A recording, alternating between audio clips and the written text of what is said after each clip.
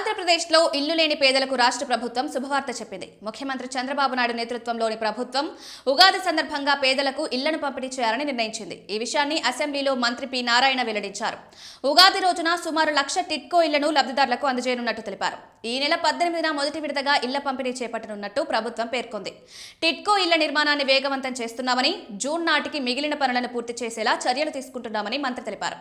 ఈ ప్రాజెక్టు కోసం housing and urban development corporation నుంచి 4,451 కోట్ల రుణం పొందినట్టు తెలిపారు. గతంలో ప్రారంభమైన టిడ్కో ఇళ్ల పనులు నిలిచిపోయిన కారణంగా లబ్ధిదారులు ఇబ్బందులు ఎదుర్కొన్నారని, ప్రభుత్వం వాటిని మళ్లీ పూర్తి చేసే దిశగా చర్యలు తీసుకుంటోందన్నారు. ఇదే సమయంలో కేంద్ర ప్రభుత్వం అమలు చేస్తున్న ప్రధాన్ మంత్రి ఆవాస్ యోజన పథకం కింద కూడా రాష్ట్రంలో పేదలకు ఇళ్లను కేటాయించనున్నట్లు ప్రభుత్వం తెలిపింది. ఈ పథకం కింద ఇప్పటికే లక్షల మంది దరఖాస్తు చేసుకోగా అర్హులైన లబ్ధిదారులను గుర్తించే ప్రక్రియ కొనసాగుతోంది.